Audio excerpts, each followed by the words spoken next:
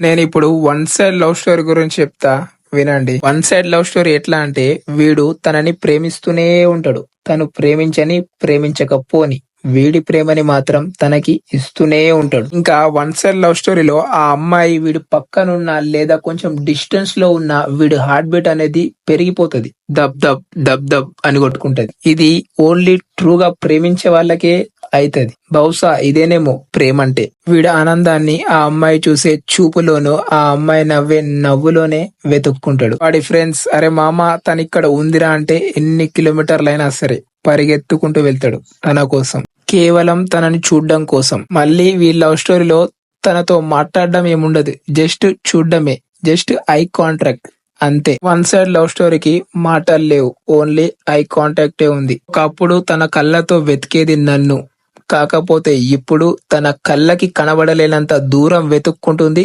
తను. రాతల లేని రాధ కోసం ఎంతకాలం వెయిట్ చేసినా వేస్ట్. అలాంటిది వన్ సైడ్ లవ్ స్టోరీ.